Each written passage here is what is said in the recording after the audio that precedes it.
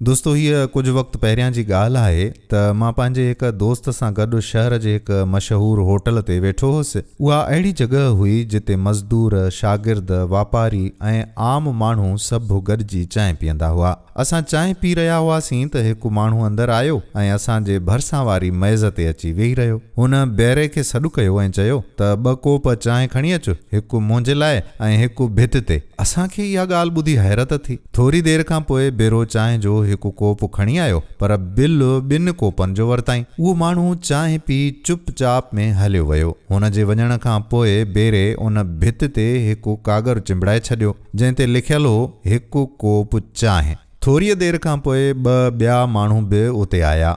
उन्हनि 3 कोपनि जो ऑर्डर ॾिनो ऐं चयो त 2 असांजे लाइ ऐं हिकु दीवार ते। उन्हनि 2 कोप चांहि पीती, पर पैसा 3 कोपनि जा ॾिना।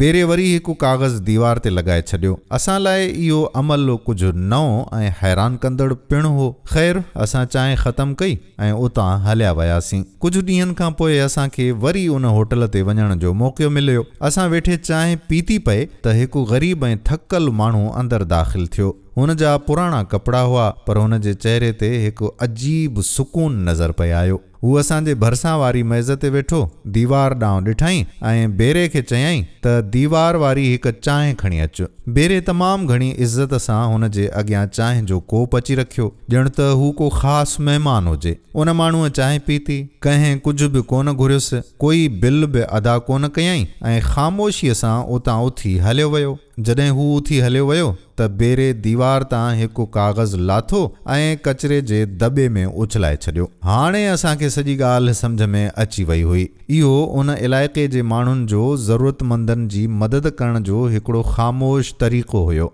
जेकी बि वस वारा माण्हू हुआ, उहे हिकु वाधारी चांहि जा पैसा ॾेई हलिया वेंदा हुआ त जीअं को बि ग़रीब माण्हू बग़ैर कंहिं शर्मिंदगीअ जे पंहिंजी इज़त नफ़्स सां चांहि पी सघे। हू शख़्स कंहिंजे अॻियां हथ न पियो फैलाए, हू मुफ़्त चांहि न पियो घुरे, हू उहो बि न पियो ॼाणे त हुन जी चांहि जा पैसा कंहिं ॾिना आहिनि। हुन सिर्फ़ दीवार ॾिठी, पंहिंजो हक़ घुरियो ऐं चांहि पी हलियो वियो। इहो मंज़र ॾिसी असांजे अखियुनि में लुढ़क अची विया। असांखे अहसासु थियो त असल नेकी इहा आहे जेका बग़ैर ॾेखाव जे कई वञे ऐं जंहिंमें ॿिए जी इज़त जो ख़्यालु पिणु रखियो वञे। बेशक उहा दीवार दुनिया जी ख़ूबसूरत तरीन दीवार हुई जेका इंसानियत ऐं मुहबत सां ठहियल हुई। दोस्तो, अव्हां ज़रूरु ॿुधाइजो त छा असांजे पुठिते पियल इलाइक़नि जे होटलनि ते अहिड़ी दीवार जो हुजणु लाज़मी आहे या न।